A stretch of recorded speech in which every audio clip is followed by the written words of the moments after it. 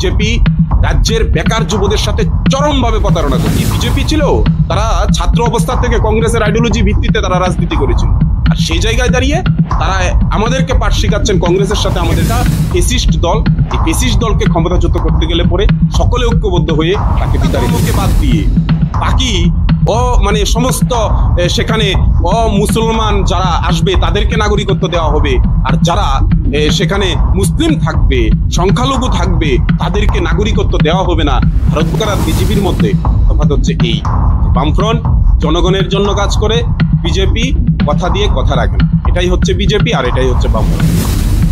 নমস্কার, আপনারা দেখছেন ত্রিপুরা টিভির লোককথার আরো একটি নতুন পর্ব। এই মুহূর্তে আমরা রয়েছি সোনামুড়ার DYFI এর বিভাগীয় সম্পাদক শ্রদ্ধেয় ইন্দ্রজিৎ সাহা মহোদয়ের নিকট। আমরা ওনাকে প্রথমে ত্রিপুরা টিভির পর্দায় স্বাগত জানাবো। নমস্কার দাদা। নমস্কার। ত্রিপুরা টিভির বিশেষ টক শো লোককথা, যেখানে উঠে আসে সমাজ, সংস্কৃতি ও সমসাময়িক প্রসঙ্গের নানা দিক। প্রতি রবিবার রাত 8টায় চোখ রাখুন ত্রিপুরা টিভির পর্দায়। আমরা প্রথমেই জানতে চাইবো, রাজ্যে বিজেপি ক্ষমতায় রয়েছে, আপনাদের এখানটায় সোনামুড়ায় বামেরা ক্ষমতায়, তো সেই বিষয়টা নিয়ে প্রথমে কি বলবেন? আমরা বামপন্থীরা মনে করি আমাদের বিজেপি ক্ষমতায় আছেন, তার সংসদীয় রাজনীতির মধ্য দিয়ে তারা ক্ষমতায় আছেন, ভোটে জিতেছেন। তবে আমাদের এখানে একটা প্রশ্ন হচ্ছে এই, যে বিজেপি 2018 সালে ক্ষমতায় আসার আগে এই রাজ্যের মানুষের কাছে 299টা প্রতিশ্রুতি ছিলেন। এই প্রতিশ্রুতিগুলি কয়টা বাস্তবায়ন করেছেন এবং জনগণ তার কি পেয়েছেন, এটাই হচ্ছে আমাদের কাছে মুখ্যম প্রশ্ন। কারণ আমরা দেখছি যে বিজেপি 2018 সালে নির্বাচনে আসার সময় ঘরে ঘরে রোজগার থেকে শুরু করে, প্রতি মিস কলে চাকরি থেকে শুরু করে, রেগায় 340 টাকা মজুরি থেকে শুরু করে বহু প্রতিশ্রুতি তারা মানুষের সামনে রেখেছিলেন।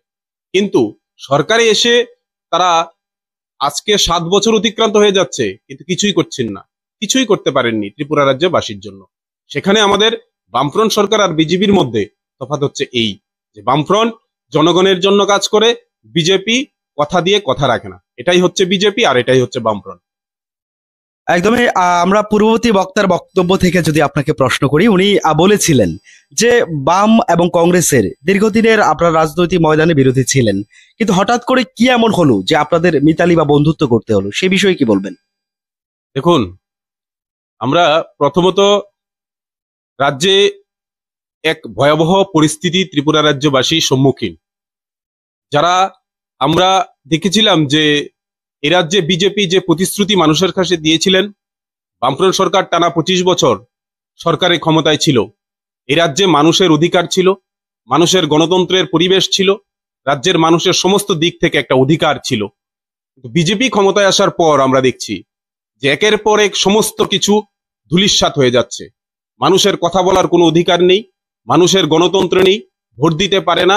সেই জায়গায় বিজেপি নতুন করে যখন এই এক ভয়ঙ্কর পরিস্থিতি ত্রিপুরাকে এনে দাঁড় করিয়েছে, সেই জায়গা থেকে রাজ্যবাসীকে মুক্তি দেওয়ার প্রশ্নে, রাজ্যবাসীর মঙ্গলার্থে আমরা মনে করেছি যে কংগ্রেসের সাথে, আমরা তীব্রমতার সাথে সমস্ত রাজনৈতিক দলকে আমাদের পার্টি আহ্বান করেছিল যে এই বিজেপি একটা ফেসিস্ট দল, এই ফেসিস্ট দলকে ক্ষমতাচ্যুত করতে গেলে পরে সকলে ঐক্যবদ্ধ হয়ে তাকে বিতাড়িত করতে হবে।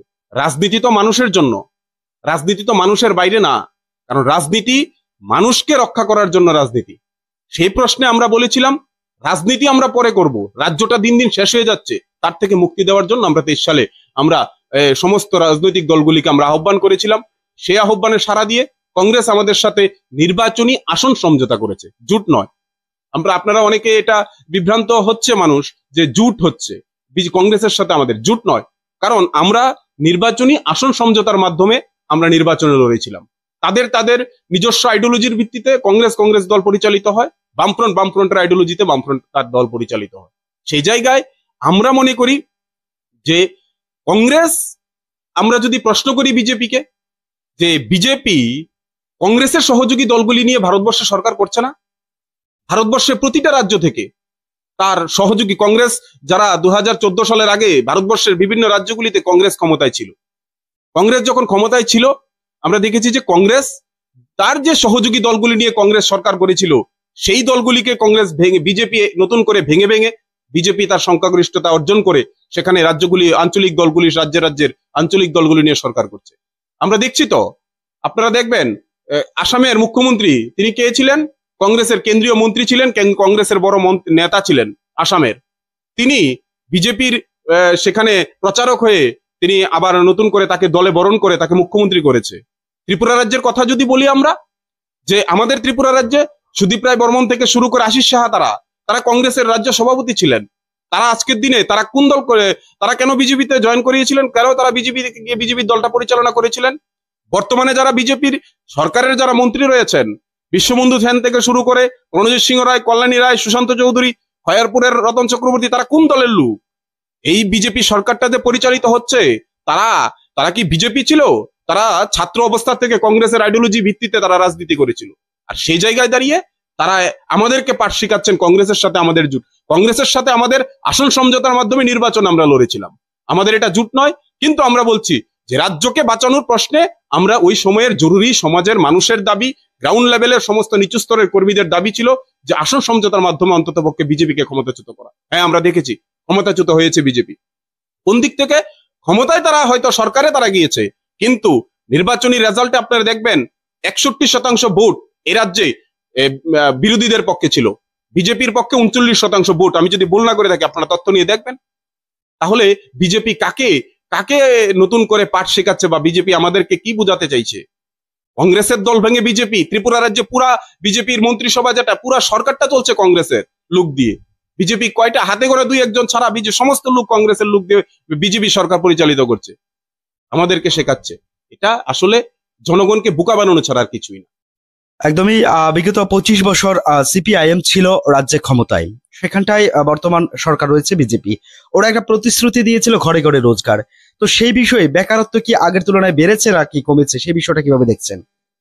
দেখুন, আমাদের রাজ্যের বামফ্রন্ট সরকার যখন ক্ষমতায় ছিল, আমাদের রাজ্যে বিজেপি আসার আগে আমাদের রাজ্যে 2 লক্ষ সরকারি কর্মচারীর সংখ্যা ছিল।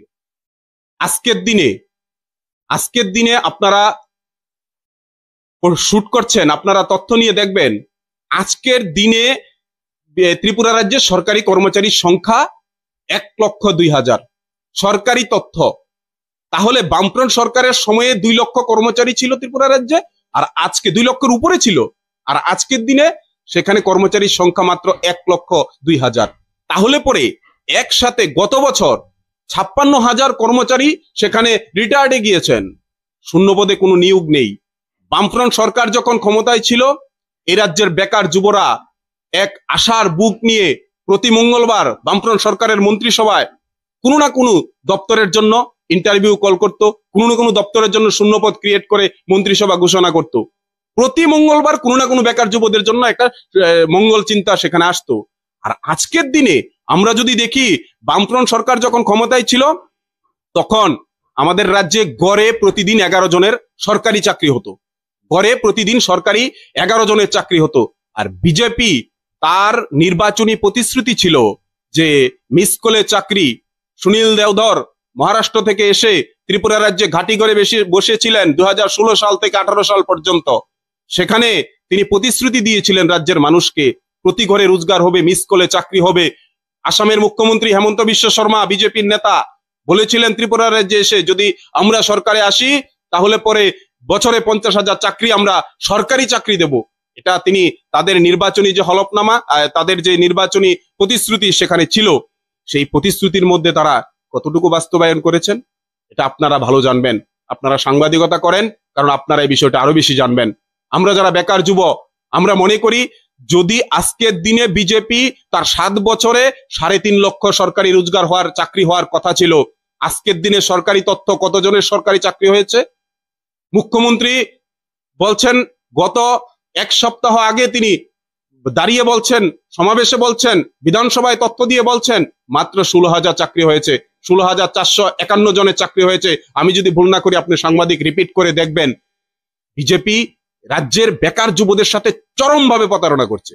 এই প্রতারণা আমরা যারা বামপন্থী যুব আন্দোলন করি, আমরা যারা এই রাজ্যের মানুষের বেকার যুবদের স্বপ্ন সাকার করতে আমরা যারা প্রতিদিন রাস্তায় দাঁড়িয়ে লড়াই করি, আমরা মনে করি বিজেপি রাজ্যের বেকার যুবদের সাথে চরম প্রতারণা করেছে। কারণ এই বিজেপি সরকারটা ক্ষমতায় টিকে থাকার কোনো তাদের আর অধিকার নেই, কারণ তারা মানুষের সামনে কথা দিয়েছিলেন কিন্তু বেকার যুবদের স্বপ্নকে চুরমার করে দিয়েছেন। বেকার যুবরা গত কিছুদিন আগে শুধুমাত্র আমাদের রাজ্যে ওই আগরতলায় আস্তাবল মাঠে ঘটা করে কেন শুধুমাত্র 2500 পোস্টের জন্য সেখানে সাংবাদিকদের ডেকে কেন অফার বিতরণ করেছিলেন? জিআরবিটি ফল প্রকাশ করার জন্য আমরা বামপন্থীরা ডিওএফআই সেখানে সারা রাজ্যব্যাপী যুব আন্দোলন তৈরি করেছিল। জিআরবিটির ফল প্রকাশে 2 বছর 2.5 বছর অতিক্রান্ত হয়ে যাচ্ছে, জিআরবিটির ফল প্রকাশ করছেন না। চাপে পড়ে সেখানে আমাদের ধারাবাহিক আন্দোলনের ফলে সেখানে জিআরবিটি ফল প্রকাশ করতে সরকার বাধ্য হয়েছে। আমরা দেখছি বেকার যুবদের সামনে চরম এক অন্ধকার পরিস্থিতি। বেকার যুবরা যখন ট্যাট উত্তীর্ণ বেকাররা, বিএড পাস করা, ডিএলএড পাস করা, ডাক্তার, ইঞ্জিনিয়ার নিয়োগ নেই আজকের দিনে, তারা শিক্ষিত বেকার রাস্তায় রাস্তায় ঘুরছেন, মুখ্যমন্ত্রীর কাছে যাচ্ছেন, মুখ্যমন্ত্রী সময় দিচ্ছেন না, মুখ্যমন্ত্রী তাদেরকে লাঠিপেটা করে সেখানে তাদেরকে গ্রেপ্তার করছেন। সেটা হচ্ছে রাজ্যের শিক্ষা মানে বেকার যুবদের ভবিষ্যৎ। এই হতে পারে? এটাই আমাদের রাজ্যে আমাদেরকে বলেছিলেন তারা সরকারি ক্ষমতায় আসার আগে? এটা তো বলেননি। তারা তো বলেছিলেন সকলের জন্য রোজগার হবে, সকলের জন্য প্রতি ঘরে রোজগার হবে। কিছুই তো হয়নি। আমরা বলছি এই ব্যবস্থা পরিবর্তন করা দরকার। সকল অংশের মানুষকে, রাজ্যের সকল বেকার যুবদেরকে আমরা বলছি, আসুন বন্ধু, আমাদের একটা প্ল্যাটফর্মে দাঁড়িয়ে আমরা এই একটা স্বৈরাচারী সরকার, বেকার বিরোধী যে মনোভাব নিয়ে সরকারটা চলছে, তাকে ক্ষমতাচ্যুত করতে গেলে পরে সকল অংশের মানুষের ঐক্যবদ্ধ ভূমিকার প্রয়োজন। সকলকে সঙ্গে নিয়ে আমরা আগামী দিনে এগিয়ে যেতে চাই। এই হচ্ছে আমাদের এই বক্তব্য। 2018 সালের পূর্বে বিজেপি ক্ষমতায় আসার আগে ত্রিপুরা রাজ্যে নেশা মুক্তির একটা ডাক দিয়েছিলেন বিপ্লব কুমার দেব। তো আদৌ কি 10 বছর সরকার রানিং, ওদের আদৌ কি সেটা সম্ভব হয়েছে কিনা নেশামুক্ত ত্রিপুরা গড়ার? এটা আসলে বলতে গেলে পরে হাসির পায়। যারা বলেছিলেন নেশামুক্তি ত্রিপুরা, কে বলেছিলেন? প্রথম ত্রিপুরাতে এই কথাটা বিপ্লব কুমার দেব মুখ্যমন্ত্রী ছিলেন। আমি আপনাদের সাংবাদিক, আপনাদের মাধ্যমে আমরা রাজ্যবাসীর কাছে প্রশ্ন থাকলো এবং আপনাদের সামনে প্রশ্ন থাকলো, হঠাৎ করে কেন নেশামুক্তি ত্রিপুরার যারা স্লোগান দিয়েছিলেন, যারা মাইকে পোস্টারে সরকারের কোটি কোটি টাকা খরচ করে ফ্ল্যাক্স পোস্টার বানিয়েছিলেন, সেই মুখ্যমন্ত্রী বিপ্লব কুমার দেবের ছবি আর একদিকে নেশামুক্তি ত্রিপুরা, হঠাৎ করে তাকে কেন 4 বছরের মাথায় মুখ্যমন্ত্রী থেকে সরিয়ে দেওয়া হলো? হঠাৎ কি ত্রিপুরাতে এমন হয়ে গেল যে হঠাৎ করে 4 বছরের মাথায় কাউকে না জানিয়ে হঠাৎ করে দিল্লিতে ফোন করে নিয়ে গিয়ে হঠাৎ করে মুখ্যমন্ত্রী পদ থেকে রিজাইন দেওয়ার জন্য, পদত্যাগ করার জন্য হুলিয়া জারি করলেন? কি হয়ে গেল আমাদের ত্রিপুরাতে এই সময়? তিনি তো 5 বছরের জন্য মুখ্যমন্ত্রী নির্বাচিত হয়েছিলেন, কেন তাকে হঠাৎ করে মুখ্যমন্ত্রী থেকে সরিয়ে দেওয়া হলো? আমাদের প্রশ্ন রইল এটা। আমরা বলছি, যারা নেশামুক্তি ত্রিপুরার কথা বলছেন, স্কুল বন্ধ করে দিয়ে ত্রিপুরার স্কুল, ছাত্রদের শিক্ষার ভবিষ্যৎ, মেরুদণ্ড শিক্ষা প্রতিষ্ঠান, সেই জায়গা বন্ধ করে দিয়ে মদের কাউন্টার কে দিচ্ছেন? সরকার দিচ্ছেন তো। সরকার, মুখ্যমন্ত্রী, বর্তমানে মুখ্যমন্ত্রী মানিক সাহা, বিপ্লব দেব 2 দফা মিলে প্রায় 200-র উপর রাজ্যে মদের কাউন্টার খুলেছেন। তারা নেশামুক্তি ত্রিপুরার কথা বলছেন। আমাদের রাজ্যে নেশা গোটা ভারতবর্ষের মধ্যে ত্রিপুরা নেশার করিডোরে পরিণত হয়েছে। এই নেশার কিংপিং কে? নেশার কিংপিং হচ্ছে বিজেপির বড় বড় নেতারা। কোন জায়গায়, কোন পাঞ্জাব বেড়ির ভিতরে, কোন চালের বস্তার ভিতরে, কোন ধানের বস্তার ভিতরে সেখানে ইয়াব্বা, কোরাক্স, ট্যাবলেট, ইনজেকশন আসছে, আমাদের সারা রাজ্যে ঢুকছে, এটা পুলিশ প্রশাসন জানে না। এটা বললে পরে আমরা যারা বামপন্থী যুব আন্দোলন করি, আমরা যারা বামপন্থী রাজনীতি করি, রাজ্যের শুভবুদ্ধি সম্পূর্ণ মানুষ এটাকে মেনে নেবে না তো। গোটা রাজ্য এক নেশার করিডোরে পরিণত হয়ে গেছে। গলি গলিতে নেশার সাম্রাজ্য তৈরি হয়েছে। আমাদের রাজ্যের বামফ্রন্ট সরকার যখন ছিল, তখন এই নেশা বন্ধের জন্য কঠোর পরিকল্পনা ছিল। পুলিশ প্রশাসনকে আমাদের রাজ্যে বলতে গেলে পরে, আমাদের রাজ্যে একটা নেশা বামফ্রন্ট সরকার সময় থাকতে মানুষ হয়তো একটু মানে অ্যালকোহল সেবন, এই ব্যবস্থাটা হয়তো ছিল, এটাকে বন্ধের জন্য সেখানে পরিকল্পনা গ্রহণ করত। সরকার জানে, পুলিশ জানে, ডিএম জানে, সমস্ত কিছু জানে কারা এই নেশা সাম্রাজ্যের সাথে যুক্ত, কিন্তু বন্ধের জন্য কোনো ভূমিকা গ্রহণ করছেন না তো। যারা নেশায় যারা আসক্ত হচ্ছে, কারা আসক্ত হচ্ছে? আপনি দেখবেন আমাদের রাজ্যের উদীয়মান ভবিষ্যৎ, যারা এই সমাজটাকে নতুন করে এগিয়ে নিয়ে যাওয়ার যারা স্বপ্ন দেখে, যারা শিক্ষার্থী, ছাত্র, ডাক্তার, ইঞ্জিনিয়ার, কলেজে পড়া, বিএড পড়া শিক্ষিত বেকার যুবরা যারা কাজের দাবি না করতে পারে, সুকৌশলে তাদের মস্তিষ্কের মধ্যে নেশাকে ঢুকিয়ে দেওয়ার চেষ্টা করছে। আমাদের রাজ্যে বামফ্রন্ট সরকার যখন ক্ষমতায় ছিল মাত্র এইডসের আক্রান্ত সংখ্যা ছিল মাত্র 391 জন। আজকের দিনে গড়ে বছরে হতো, আর আজকের দিনে এইডসের আক্রান্তের সংখ্যা 3500 4000-এর উপর বছরে হয়ে যাচ্ছে। সেখানে একই সিরিজ দিয়ে 5-6 জন বন্ধু মিলে একসাথে সেখানে নেশা সেবন করছেন। কোথায় কোথায় করছেন? স্কুলের বাউন্ডারির ভিতর, স্কুলের বিদ্যালয়ের ভিতর, স্কুলের বাথরুমের ভেতর, সেখানে বিভিন্ন জায়গাগুলি প্রতিষ্ঠানগুলিতে, সরকারি প্রতিষ্ঠানের ভেতর। সন্ধ্যার পরে তারা চলে যায় অফিসগুলিতে, সেখানে নেশার করিডোরে পরিণত হচ্ছে। সেগুলি বন্ধের জন্য কোনো ধরনের ভূমিকা নেই। গোটা রাজ্য নেশা শেষ হয়ে যাচ্ছে। আমরা আপনাদের মাধ্যমে আমাদের রাজ্যবাসীর কাছে আমরা আবেদন করতে চাই, আমাদের মহকুমাবাসীর কাছে, সকলের কাছে আমরা আবেদন করতে চাই, আসুন বন্ধু এই নেশার করিডোর থেকে ত্রিপুরাকে মুক্তি দিতে সকল অংশের মানুষকে ঐক্যবদ্ধ করে বামপন্থীরা, ডিওয়াইএফআই, বামপন্থী যুব সংগঠন, ছাত্র সংগঠন লড়াই জারি রেখেছে যে এই নেশার বিরুদ্ধে আমরা প্রয়োজনে রাস্তায় দাঁড়িয়ে রাজপথে আমরা আমাদের জীবন বাজি রেখে আমরা নেশার বিরুদ্ধে লড়াই করে যাব। মানুষকে মুক্তি দিতে গেলে পরে আমাদের যা যা করা দরকার আমরা তাই আমরা করব। একদমই। পরের যদি আমরা জানতে চাই যে ধর্মীয় বিভাজনের রাজনীতি একটা প্রসঙ্গ বারবারই ত্রিপুরার মধ্যে উঠে আসে, তো সেই বিষয়ে বামেরা নাকি বিজেপি? যদি আপনার উত্তর বিজেপি হয় তাহলে এই প্রসঙ্গে কি বলতে চাইবেন? আমাদের ধর্মীয় বিভাজন বামেরা নাকি বিজেপি, একটা জিনিস ধর্মের, আমাদের সংবিধান আমাদেরকে শিখিয়েছিলেন যে ধর্ম যার যার, উৎসব সবার, ধর্ম যার যার ধর্ম সে পালন করবে, এতে কোনো সরকারের কোনো হস্তক্ষেপ থাকবে না। ধর্মনিরপেক্ষ ভারতবর্ষ আমাদের সংবিধান আমাদেরকে শিখিয়েছিলেন। আমরা দেখছি ধর্মীয় বিভাজন, সেখানে আমাদের ভারতবর্ষের মধ্যে আপনি দেখবেন, আমি যদি একটা তথ্য আপনাদের সামনে দেই, এখানে দেখবেন সিএএ নাগরিকত্ব সংশোধনী আইনের মাধ্যমে আমাদের একটা আফগানিস্তান, বাংলাদেশ, পাকিস্তান থেকে যারা অমুসলমান যারা আসবে ভারতবর্ষে তাদেরকে নাগরিকত্ব দেওয়া হবে। সরকার আইন তৈরি করলেন, এর নিয়ে গোটা ভারতবর্ষব্যাপী বিরোধিতা শুরু হয়েছে। শুধু কেন একটা ধর্মকে বাদ দিয়ে বাকি সমস্ত সেখানে মুসলমান যারা আসবে তাদেরকে নাগরিকত্ব দেওয়া হবে, আর যারা সেখানে মুসলিম থাকবে, সংখ্যালঘু থাকবে, তাদেরকে নাগরিকত্ব দেওয়া হবে না। ভারতবর্ষের মধ্যে এই আইন কে চালু করেছে? বিজেপি। কেন করেছে এই আইন? এই সিএএ এর মাধ্যমে এই ভারতবর্ষের মধ্যে বিভাজন শুরু করেছে প্রথম দিক থেকে বিজেপি তা জানে যে ধর্মের সুশ্রী দিয়ে ক্ষমতায় কিভাবে টিকে থাকা যায়। আমি আপনাদের মাধ্যমে আমি বলছি, তো আমার চেয়ে বড় হিন্দু, আমার চেয়ে বড় পূজারী কেউ নেই। তো আমি হিন্দু, আমার ঘরে মন্দিরের পূজা হয়, আমার বাড়িতে শনি পূজা হবে, সেখানে যদি কোনো বিজেপির নেতা আমাকে আমার বাড়ির পূজা অনুষ্ঠানে যদি বিজেপি এখানে রাজনৈতিক গন্ধ টুকাতে আসে, আমি এটা মেনে নেব? আপনি শুভবুদ্ধি সম্পূর্ণ শিক্ষিত বেকার যুবক, আপনি বিজ্ঞান মানেন, আপনি এই বিষয়টাকে মানবেন? আমার ধর্ম আমি পালন করব, সংখ্যালঘু মুসলমানের ধর্ম পালন করবে, খ্রিস্টানরা খ্রিস্টানের ধর্ম পালন করবে, বুদ্ধিস্টরা বুদ্ধিস্টের ধর্ম পালন করবে, ধর্ম যার যার সে ধর্ম পালন করবে, এতে কারোর কোনো বাধা বিপত্তি নেই। তো কিন্তু নতুন করে আমাদেরকে এই বিভাজন করে একটা রাজনীতিদের ক্ষমতার টিকে থাকার জন্য তারা সুকৌশলে পথ অবলম্বন করার চেষ্টা করে। এর বিরুদ্ধে রাজ্যের মানুষকে এবং দেশের মানুষকে সচেতন হওয়া প্রয়োজন।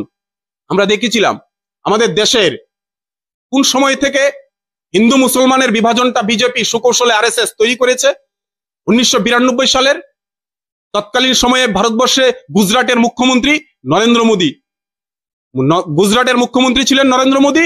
আমাদের 1992 সালে ভারতবর্ষের ঐতিহ্যবাহী মসজিদ বাবরি মসজিদ যখন ধ্বংস করা হয়, গুজরাট থেকে উগ্র হিন্দু মৌলবাদীরা ভারতবর্ষের একটা ঐতিহ্যবাহী মসজিদকে ভেঙে চুরমার করে দিল। সেখানে গুজরাটের মুখ্যমন্ত্রী গুজরাট থেকে লোক পাঠিয়ে, সেখানে উত্তরপ্রদেশের থেকে হিন্দু মৌলবাদীদের পাঠিয়ে সেখানে একটা মসজিদ ভেঙে দিলেন। ঠিক আছে, এটা নিয়ে আমাদের ভারতবর্ষে দীর্ঘ বছরের পর বছর মামলা হয়েছে।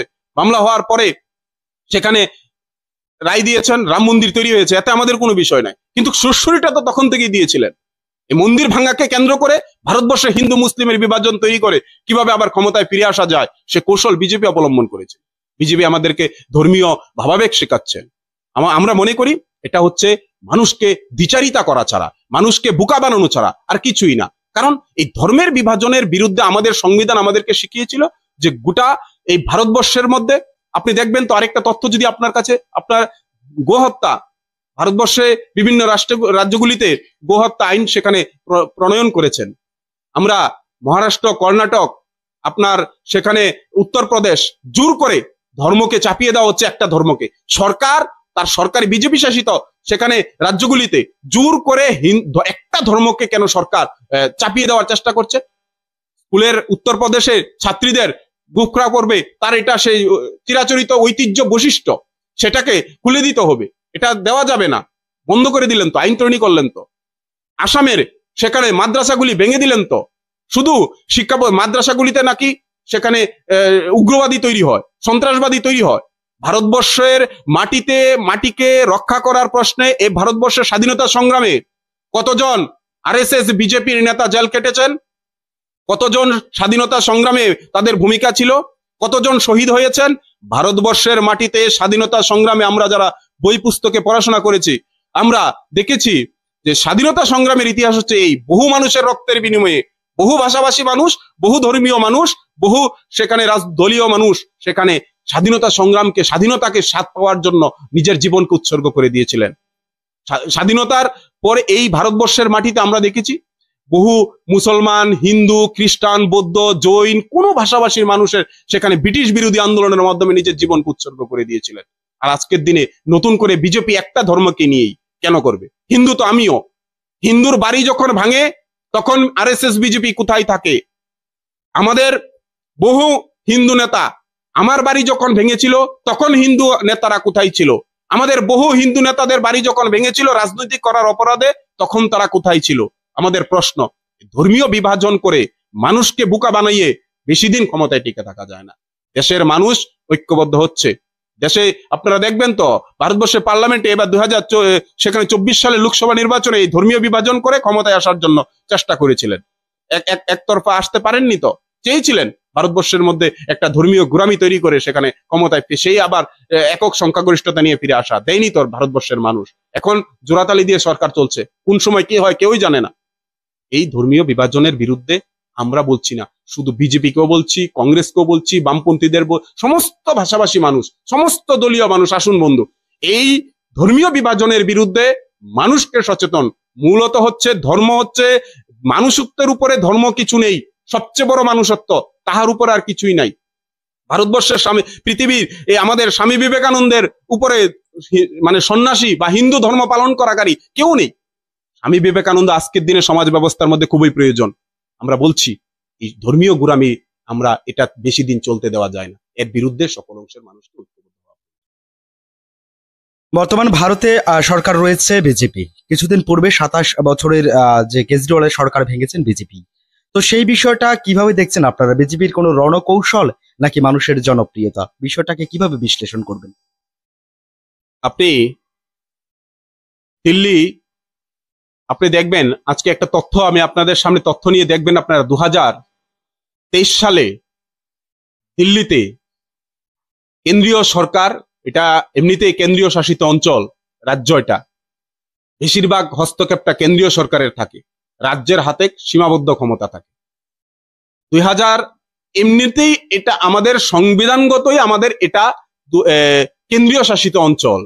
তারপরেও কেন্দ্রীয় শাসিত অঞ্চল থাকা সত্ত্বেও 2023 সালে সেখানে কেন্দ্রীয় বিজেপি সরকার, একটা নির্বাচিত একটা দেশের সরকার, দিল্লিতে আম আদমি কেজরিওয়ালের সরকার চলছে, নির্বাচিত সরকারের উপর কেন্দ্রীয় সরকার একটা অধ্যাদেশ জারি করলেন, জারি করে তার ক্ষমতাকে আরো বেশি কুক্ষিগত করলেন, সীমাবদ্ধ করে দিলেন। এই অর্ডিন্যান্স জারি করে, অধ্যাদেশ জারি করে সেখানে তার ক্ষমতাটাকে আরো বেশি সংকুচিত করলেন। এটা করে তাকে আগের থেকে পরিকল্পনা 2020 সালে যখন দিল্লি নির্বাচন হয়েছে তারপর থেকে শুরু হয়ে গেছে এই দিল্লিকে কিভাবে মুচড়ানো যায়, দিল্লিকে কিভাবে চুরমার করা যায়, সেখানে অধ্যাদেশ জারি করে তার ক্ষমতা সংকুচিত করলেন যাতে সে জনকল্যাণে বেশি কিছু কর্মসূচি না গ্রহণ করতে পারে। আমরা দেখেছি দিল্লির মুখ্যমন্ত্রী, নির্বাচিত সরকারের মুখ্যমন্ত্রী, কি তাকে গ্রেপ্তার করতে হবে কেন? আগামী 2025 সালে সেখানে নির্বাচন হবে, 24 সালে সেখানে আগে থেকে তার সেই সমস্ত কিছু ভেঙে চুরমার করে দিতে হবে। মুখ্যমন্ত্রীকে গ্রেপ্তার করে জেলে পুরিয়ে দিলেন। তো সেখানে আপনার দেখবেন দিল্লির মন্ত্রিসভার সমস্ত মন্ত্রীদেরকে ইডি সিবিআই কে লাগিয়ে দিয়ে গ্রেপ্তার করে নিলেন। কি দুর্নীতি, সেখানে মুখ্যমন্ত্রী নাকি আবগারি দুর্নীতি মামলার সাথে যুক্ত, মদ কেলেঙ্কারির সাথে যুক্ত। সেখানে এটা সিবিআই ইডি কোনো চার্জশিট দিতে পারেনি, মাসের পর মাস চলে যাচ্ছে, কোনো চার্জশিট দিতে পারেনি। সেখানে মূলত হচ্ছে ক্ষমতাটাকে আমাকে ছিনিয়ে আনতে হবে। মিথ্যা মামলা দিয়ে মুখ্যমন্ত্রীকে হেনস্থা করলেন, মুখ্যমন্ত্রী নির্বাচনের জন্য 8 দিন সময় পেলেন, নির্বাচনী প্রচারে 8 দিন মাত্র সময় পেলেন। সেখানে 8 দিন সময়ের মাধ্যমে সেখানে নির্বাচনী প্রচার করেছে, ও করে তার ক্ষমতাটাকে বিজেপি সেখানে রাজনৈতিক রণকৌশল ঠিক করার জন্য এই পরিস্থিতিগুলি তৈরি করলেন। হ্যাঁ, এটা ঠিক। আমরা এত বলছি যে কংগ্রেস সেখানে দিল্লিতে যদি সেখানে আসন সমঝোতা, দিল্লির আম আদমির সাথে কংগ্রেসের যদি আসন সমঝোতাটা সঠিকভাবে হতো, তাহলে পরে হয়তোবা এই রেজাল্ট হতো না, বিজেপি ক্ষমতায় আসতে পারতো না, অন্তত পক্ষে 3-4% ভোটের পার্সেন্টেজ নিচে থাকতো। কত পার্সেন্টেজ ভোট বিজেপি পেয়েছে? 46% সামথিং ভোট বিজেপি পেয়েছে, আর সেখানে আম আদমি পার্টি 43% ভোট পেয়েছে, কংগ্রেস 6% ভোট পেয়েছে। তাহলে পরে ভোটের মার্জিনটা দেখবেন, 6% ভোট কংগ্রেসের সাথে আসন সমঝোতায় যায়নি কেজরিওয়াল, এবং কংগ্রেসও সেখানে বিভিন্নভাবে তাদের সাথে যোগাযোগ রক্ষা করে চলতে পারেননি। সেখানে বহুদলীয় ভাবে ভোটটা ভাগ হয়ে যাওয়াতে সেখানে বিজেপি সরকারি ক্ষমতায় এসেছে। বিজেপি এটা রাজনৈতিক রণকৌশল দিয়ে বিজেপি সেখানে বিভিন্নভাবে যে সরকারে তার কর্মকাণ্ডের মাধ্যমে উন্নয়নের জোয়ার দিয়ে সেখানে সরকারে এসে গেছে, এটা বলতে গেলে পরে ভুল হবে। কারণ এটা হচ্ছে বিজেপি স্ট্র্যাটেজি ঠিক করেছিল যে এইভাবে তাকে হেনস্থা করতে হবে, তারপরে ক্ষমতায় আমাকে আসতে হবে। এবং আসন সমঝোতার প্রশ্নে কংগ্রেস আম আদমির মধ্যে যে বোঝাপড়ার অনৈক্যতা ছিল, নিশ্চয়ই ভাববে, ইন্ডিয়া মঞ্চ আছে ভারতবর্ষের মধ্যে, ইন্ডিয়া মঞ্চ আগামী দিনে ভেবে দেখবে। একদমই শেষের দিকে আমরা অনুষ্ঠানের, যদি আপনার কাছে শেষ প্রশ্নে জানতে চাইবো, দীর্ঘদিন ধরে আপনি ছাত্র নেতা ছিলেন, ছাত্র রাজনীতি থেকে আপনার বামেদের নেতৃত্বে উত্থান, এখন বর্তমানে যুব নেতা। তো শিক্ষাক্ষেত্রে মানে রণকৌশলে বিজেপির যে নীতি ছিল বা যেটা প্রতিশ্রুতি ছিল, এমন কোনো আমূল পরিবর্তন দেখা যাচ্ছে কিনা ত্রিপুরা রাজ্যে? দেখুন, হ্যাঁ এটা ঠিক। আমরাও যখন ছাত্র ছিলাম, ছাত্র অবস্থা থেকেই আমার রাজনৈতিক জীবনে আসা। আমাকে ছাত্র অবস্থায় আমি যখন মেলাগত দ্বাদশ শ্রেণী বিদ্যালয়ে যখন পড়াশোনা করি, তখন থেকে আমার রাজনৈতিক আমার ভেতরে চেতনা সমৃদ্ধ হয়। আমি রাজনীতিতে যখন আসি তখন আমাকে কেউ টেনে আনেনি, আমার নিজের স্বইচ্ছায় আমি রাজনীতিতে প্রবেশ করেছি। কারণ আমি তখন দেখেছিলাম যে স্কুলগুলির বেঞ্চ নেই, স্কুলের শিক্ষক নেই, স্কুলে পানীয় জলের সুব্যবস্থা নেই, তখন একমাত্র বামপন্থী সরকার থাকলে পরেও কেন্দ্রীয় সরকারের সংকুচিত মনোভাব, বঞ্চনার মনোভাবের পরেও রাজ্যে যখন বামফ্রন্ট সরকার ছিল, তখন বামফ্রন্ট সরকার তার সীমাবদ্ধ ক্ষমতার মধ্যে যতটুকু পেরে করেছে। কিন্তু সেখানে বামপন্থী ছাত্র সংগঠন প্রতিদিন স্কুলের বিভিন্ন বেঞ্চ নেই, বেঞ্চের জন্য লড়াই করতে হবে, সরকারের দৃষ্টি আকর্ষণ করতে হবে, সরকার যাতে বেঞ্চ দেয়। শিক্ষক নেই, প্রয়োজনীয় শিক্ষক দেওয়ার জন্য সেখানে সরকারকে বুঝানোর চেষ্টা হতো ডেপুটেশন দিয়ে। তখন থেকে আমাদের এই বিষয়গুলি আমার মনের মধ্যে খুব ওতপ্রোতভাবে জড়িত হয় যে আমি ছাত্র, আর ছাত্র অবস্থায় আমাকে সেখানে আরো বেশি কিভাবে সুশিক্ষা আমি গ্রহণ করতে পারি, তার জন্য প্রথম দিক থেকে এসএফআই লড়াই করছে। আর এসএফআই ছাড়া কেউ কোনোদিন আসেনি। তো কেউ কোনোদিন আমার স্কুলের, আমি আমার ছাত্র অবস্থায় যতদিন আমি ছাত্র অবস্থায় ছিলাম, এসএফআই ছাড়া শিক্ষার জন্য কোনোদিন সুচিন্তা, ভালো চিন্তা কেউ কোনোদিন করেনি। বহু রাজনৈতিক দল আছে, কেউ কোনোদিন করেনি, এসএফআই একমাত্র এই কাজ করেছে। যার জন্য আমি তখন থেকে আমি ছাত্র রাজনীতিতে ওই সময় থেকে আমি প্রবেশ করি। আমি যখন ছাত্র স্কুল পরে যখন আমি কলেজ রাজনীতিতে কলেজে যখন আমি ভর্তি হই, কলেজে যাওয়ার পর আমি কলেজ মানে ছিল আমাদের সময়ে এক উৎসব, আনন্দ, মনের মধ্যে এক আবেগ তৈরি হতো। কলেজে যাব, বহু লড়াই করে, পড়াশোনা করে, পরিশ্রম করে কলেজে যেতে হবে। কলেজ নাকি একটা খুব আনন্দ, মানে খুব একটা উৎসবের মেজাজ কলেজ। সেখানে আমরা যখন কলেজে উঠি, তখন কলেজের মধ্যে আমিও সেখানে যখন কলেজে ভর্তি হই, প্রথম বছর থেকে আমি কলেজে নির্বাচিত ছাত্র সংসদের সদস্য ছিলাম। আমি কলেজের প্রথম দিন থেকে শেষ পর্যন্ত আমি কলেজে জিএস সাধারণ সম্পাদকের পদও আমি চালিয়েছিলাম। কিন্তু আমরা কলেজে যখন গিয়েছিলাম, কলেজে একটা শিক্ষার পরিবেশ ছিল, কলেজগুলি ছিল খেলাধুলার চর্চার একটা কেন্দ্রবিন্দু, কলেজগুলি ছিল সুশিক্ষায় নিজেকে প্রতিষ্ঠিত করার একটা কেন্দ্রবিন্দু স্থল ছিল কলেজ। আর এই কলেজগুলি আজকের দিনে আজকের দিনে দেখবেন তো, আমরা যখন যেই কলেজ দেখে এসেছিলাম, কলেজে এখন যেতে গেলে পরে ভয় করে, কলেজের ছাত্রীরা কলেজ থেকে বাড়িতে ফিরবে কিনা, কোন সময় ছাত্রী বোনটা অপহরণ হয়ে যায়, কোন সময় ছাত্রটা রেগিং এর শিকার হয়ে যায়। কলেজগুলি আজকের দিনে এরকম, কলেজের মধ্যে ওপেন ভাবে এখন ইনজেকশন সিরিজ গ্রহণ করছে, সেখানে কোনো ধরনের সরকারি কোনো ভূমিকা নেই বন্ধের জন্য, প্রশাসনিক কোনো ভূমিকা নেই। কলেজগুলি আজ এক নেশার আতুর গড়ে তৈরি হয়ে গেছে। কলেজগুলিতে পঠন পাঠনের কোনো ব্যবস্থা নেই, গেস্ট লেকচার দিয়ে কলেজগুলি চলছে, ভারপ্রাপ্ত অধ্যক্ষ দিয়ে কলেজগুলি চলছে। শিক্ষা প্রতিষ্ঠানগুলির অবস্থা তো আরো 12টা বাজিয়ে দিয়েছেন। কেন গত 18 সাল থেকে 2023 সাল পর্যন্ত আমাদের শিক্ষামন্ত্রী ছিলেন তো রতনলাল নাথকে কেন শিক্ষামন্ত্রী থেকে সরিয়ে দিয়ে এলো? তিনি তো বলেছিলেন রাজ্যে শিক্ষকের অভাব। এখন যদি আমরা 14,000 পোস্ট আমরা নিতে পারি, যদি 14,000 রাজ্যে বেকার শিক্ষিত বেকার বিএড পাস করা ডিএলএড পাস করা থাকে আমরা নিতে পারি। রাজ্যে হাজার হাজার বেকার বিএড ডিএলএড পাস করে বসে রয়েছে, 14,000 করে তারা 7 বছরে 16,000 চাকরি দিতে পারেনি, সেখানে আবার বলছেন 14,000 একদিনই পোস্ট ক্রিয়েট করতে পারবেন। ওনাকে সরিয়ে দেওয়া হলো, শিক্ষার 12টা ব্যবস্থা 12টা বাজিয়ে দিলেন।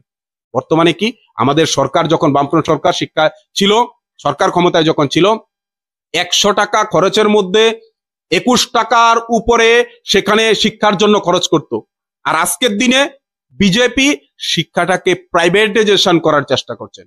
মানে কি, পয়সা যার থাকবে সেই শিক্ষা গ্রহণ করতে পারবে, যার পয়সা থাকবে না সেই শিক্ষা গ্রহণ করতে পারবে না। এই হচ্ছে বিজেপির শিক্ষানীতি। আমরা বলছি এই ব্যবস্থা বেশি দিন চলতে দেওয়া যায় না। কারণ শিক্ষা হচ্ছে মানুষের জন্মগত অধিকার, আমার একটা মৌলিক অধিকার। আর এই শিক্ষায় টাকা দিয়ে পড়তে হবে আমাকে। বিদ্যাজ্যোতির নাম করে রাজ্যের বহু স্কুলগুলিকে, সরকারি স্কুলগুলিকে বিদ্যাজ্যোতি করে দিয়েছেন। বিদ্যাজ্যোতি করে যারা, যে বাবা কৃষক, যে বাবা দিনে দৈনিক রোজগার করে শ্রম মজুরি দিয়ে যখন সে ঘরে 500 টাকা রোজগার করে আনে, তার ছেলেকে স্কুলের বেতন দিয়ে আবার তারকে খাইয়ে আবার প্রাইভেটের বেতন দিয়ে সেখানে পড়তে হবে, সেই ব্যবস্থা থেকে ড্রপ আউটের সংখ্যা দিন দিন বাড়ছে। আমাদের এই ব্যবস্থা যখন সরকার করে দিলেন, ড্রপ আউটের সংখ্যা, ছাত্ররা শিক্ষা প্রতিষ্ঠান থেকে বেরিয়ে যাচ্ছেন, শিক্ষা ব্যবস্থায় থাকছেন না। কারণ আপনি কোথায় যাবেন? আপনি আপনার মেলাঘর থেকে যদি আপনি বলেন আপনাকে নলছর গিয়ে আপনাকে বাংলা শিক্ষায় একাদশ দ্বাদশ শ্রেণী ছাত্ররা নলছর গিয়ে পড়তে হবে, সে বলবে আমি আর পড়বো না, আমি নলছর গিয়ে পড়তে পারবো না। সবার সে ক্ষমতা নেই, স্কুলের বেতন দিতে হবে একদিকে, আরেকদিকে আমার সেখানে গাড়ি ভাড়া দিয়ে যেতে হবে, সে ব্যবস্থা তো হতে পারে না। সেই কারণে ড্রপ আউটের সংখ্যা বাড়ছে, শিক্ষার মান একেবারে 12টা বাজিয়ে দিচ্ছে। পাঠ্যপুস্তকগুলিতে নতুন করে সেখানে ধর্মীয় সুশ্রুতি দেওয়ার চেষ্টা করছেন, ইতিহাসকে বিকৃত করে বইগুলিতে রামায়ণ মহাভারতের কাহিনীকে অ্যাড করে দেওয়ার চেষ্টা করছে।